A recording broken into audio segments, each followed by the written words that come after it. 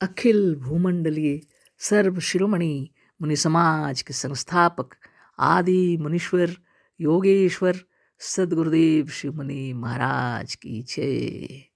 उपस्थित मुनि वृंद, साधु सज्जन वृंद, संत वृंद, साधक वृंद, आध्यात्म ज्ञान के जिज्ञासु और प्रेमियों, सभी श्रोता वृंद, आप सबको मेरा कोटिशः नमन, सप्रेम जय जीव। तो आध्यात्मिक चर्चा चल रही है और हम लोग सदगुरुदेव शिव मुनि महाराज रचित ग्रंथ निरोग होने का अद्भुत उपाय पर चर्चा कर रहे हैं। आज अध्याय 18 पर चर्चा होगी और शीर्षक दिए हैं सदगुरुदेव, संसार में औषधि और चिकित्सकों का प्रचार कैसे हुआ। आज इस पर चर्चा होगी, है ना, कि संसार में औषधि और चिकित्सकों का प्रचार कैसे हुआ। इसी पर चर्चा होगी। आज अध्याय 18 है ना, तो पढ़ लेते हैं हम लोग, है ना। इसके पहले हम कई बार लिख चुके हैं कि रोग शरीर की वह अवस्था है जिसमें प्रकृति या शरीर की जीवनी शक्ति शरीर के विकारों को आवश्यकता अनुसार समय समय पर विशेष रूप में निकालने लगती है। अभी तक तो हम लोग इतना सब कुछ बहुत पढ़े और फिर भी बारंबार याद दिला रहे हैं। सदगुरुदेव कह रहे हैं, इसके पहले हम कई बार लिख चुके हैं कि रोग शरीर की वह अवस्था है जिसमें प्रकृति या शरीर की जीवनी शक्ति शरीर के विकारों को आवश्यकता अनुसार समय समय पर विशेष रूप में निकालने लगती है। सोच लीजिए, अगर हम लोग बाधा नहीं देंगे तो शरीर को कोई तकलीफ वास्तव में नहीं होगी, क्योंकि प्रकृति के तरीके अलग होते हैं हमारे शरीर के, है ना। कोई कष्ट, कोई पीड़ा, कोई परेशानी होगी ऐसी बात नहीं है, लेकिन हम लोग डर जाते हैं बिना कारण का। ये तो नियम है हमारे शरीर में, अगर कोई विकार हो तो ऐसी अवस्था आ जाती है शरीर की कुछ समय के लिए, ताकि सारे विकार जीवनी शक्ति निकाल कर फेंक दे, है ना, फिर शरीर निर्मल और निरामय हो जाए।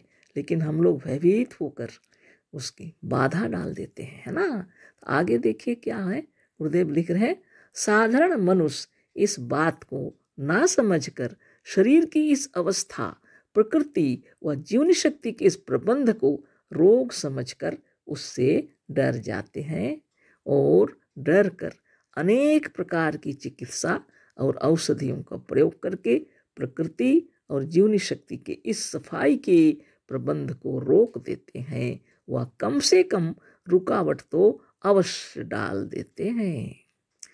अब बीमार खुद को समझेंगे तो जरूर जाएंगे ना डॉक्टर के पास, तरह तरह की वो भी औषधि देंगे, इतनी वो पढ़ाई की है उस हिसाब से जांच पड़ताल करेंगे, है ना। और फिर जीवनी शक्ति का जो सफाई का प्रबंध था, निश्चित रूप से उसमें रुकावट आएगी, निश्चित ही। इस रुकावट से यह जमा हुआ विष समय पाकर जब किसी दूसरे रास्ते से निकलने का यत्न करने लगता है या किसी अस्वाभाविक मार्ग से निकलने लगता है तो एक नया रोग खड़ा हो जाता है। इसमें कभी कभी बड़ी पीड़ा होती है। तो बात तो ऐसी है, जब शरीर के विष शरीर के अंदर ही रह जाते हैं और इनको निकलने का यत्न करने पर भी जब रास्ता ही नहीं मिलता, तब अस्वाभाविक रूप से दूसरे मार्ग से निकलने का कोशिश करेंगे। शरीर की तकलीफ को दूर करने के लिए आत्मदेव बहुत कोशिश करती है, जीवनी शक्ति कार्य में लग जाती है और फिर हमें अवश्य बड़ी पीड़ा होगी। इस पीड़ा को दूर करने के लिए इच्छा शक्ति से काम लेना चाहिए। अगर ऐसी कोई पीड़ा हो तो इच्छा शक्ति से काम लेना चाहिए। मानसिक चिकित्सा व ध्यान चिकित्सा द्वारा उसे दूर करना चाहिए। मानसिक चिकित्सा या ध्यान चिकित्सा द्वारा उसे दूर करना चाहिए।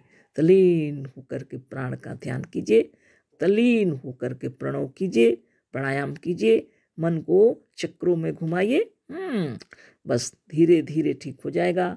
और सदगुरुदेव के मंत्रों को मन के अंदर में उच्चारण कीजिए, है ना, निश्चित रूप से बल मिलेगा। तो गुरुदेव जो लिखे हैं इसको बहुत ध्यान से अपने जीवन में उतारना चाहिए, है ना। हमारे लेखों को पढ़ने के बाद जब यह निश्चय हो जाएगा कि रोग रोग नहीं है, जब सद्गुरुदेव के इन लेखों को हम लोग पढ़कर अच्छी तरह समझ जाएंगे और हमारे हृदय में ये उत्पन्न हो जाएगा कि वास्तव में रोग ही नहीं है और वह वास्तव में उत्पन्न ही नहीं हुए। कहाँ उत्पन्न हुए? नहीं हुए, इनका अस्तित्व ही नहीं है। अस्तित्व ही नहीं है तो रोग का भय निकल जाएगा, तो रोग का भय भी निकल जाएगा।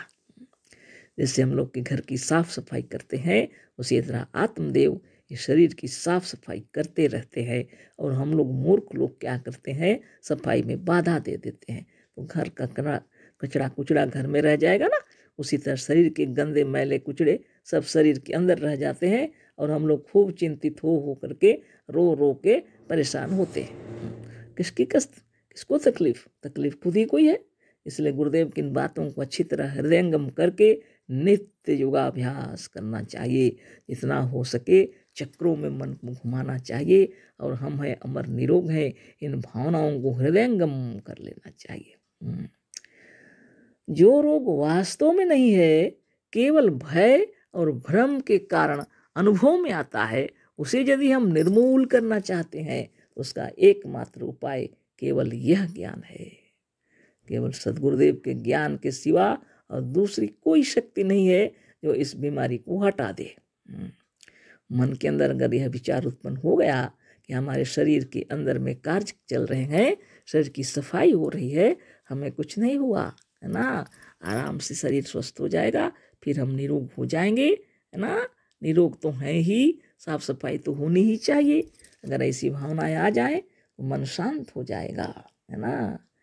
और अगर आप केवल औषधि और चिंता करते रहेंगे, ये डॉक्टर वो हॉस्पिटल वहाँ यहाँ दुनिया भर की चिंता, तो जाते जाते अंत में आत्मदेव परेशान होकर के शरीर छोड़ देंगे और कुछ नहीं। इसलिए हमेशा ध्यान मगन होकर अपने मानसिक चिकित्सा यानी मन को स्थिर करके अपने आप में लगा लो है ना। जितने प्रकार के भ्रम हैं निकल जाएंगे, अनुभव अपने आत्मा में उत्पन्न हो जाएगा कि रोग वास्तव में नहीं है ना। तो गुरुदेव कहते हैं सद्गुरुदेव के इन विचारों के सिवा और दूसरी कोई शक्ति नहीं जो आपके शरीर से इस बीमारी को हटा दे। असाध्य से असाध्य बीमारियां खत्म हो जाती हैं केवल एक बार आप ध्यान लगाना शुरू कर दें है ना। चाहे जितनों वर्षों के अंधेरे ही क्यों न हो, लेकिन प्रकाश पड़ते ही अंधेरा दूर हो जाता है। अज्ञान चाहे जितने युगों से ही क्यों न हो, लेकिन अगर इसमें आत्मज्ञान प्रकाशित हो जाए कि आप वास्तव में रोगी नहीं हैं, निरोग हैं, आप निर्मल और निरामय हैं आप, तो शरीर के रोग भी छूमंतर हो जाते हैं है ना। मन के ऊपर सब कुछ है। तो सद्गुरुदेव जो लिखे हैं साधारण बात नहीं है, हृदय में विचार कीजिए है ना। आगे देखिए क्या कह रहे हैं, जो रोग वास्तव में नहीं है, केवल भय और भ्रम के कारण अनुभव में आता है, उसे यदि हम निर्मूल करना चाहते हैं तो उसका एकमात्र उपाय केवल यह ज्ञान है, जिसका वर्णन हम इन लेखों में कर चुके हैं। औषधि और चिकित्सक रोगों को घटाने वाले नहीं हैं, किंतु बढ़ाने वाले हैं। मनुष्य को छोड़कर संसार में और किसी जाति के प्राणी में वैद्य, हकीम, डॉक्टर, औषधालय और हॉस्पिटल नहीं है। ये तो मनुष्यों की कृपा है। आजकल पशु अस्पताल खुल गए सब कुछ क्या किया जाए बताइए। उनकी चिकित्सा करने लग गए लोग। वास्तव में ऐसी कोई बात नहीं थी है ना। तो किसी प्रकार के जाति जो भी है, कहने का मतलब पशु पक्षी कीट पतंग जितने जीवन जो जी रहे हैं, किसी का कोई स्पेशल डॉक्टर वास्तव में नहीं है, कोई औषधालय नहीं, हॉस्पिटल नहीं, कोई डॉक्टर, कोई हकीम, कोई वैद्य नहीं, लेकिन वो निर्मल और निरामय हो जाते हैं। यदि ज़्यादा तबीयत खराब हो जाती है तो आत्मदेव शरीर ही छोड़ देते हैं, इस चक्कर में रहते नहीं। जहाँ तक हो सके स्वस्थ और जीवन मुक्त रहते हैं हम लोग है ना। और हम लोग इतने पढ़े लिखे हो करके है ना, और इतने कष्टों में पीड़ाओं में जूझ रहे हैं है ना। जो व्यक्ति का ज्ञान नहीं है, जो कुछ खा करके जैसे तैसे जी रहे हैं, उनकी भी तबीयत ठीक रहती है। जो अधिक ज्ञानी हैं, अधिक पढ़े लिखे हैं, अधिक समझदार हैं, वो अधिक विटामिन और डॉक्टर के पीछे जीवन को बर्बाद करके बैठे हुए।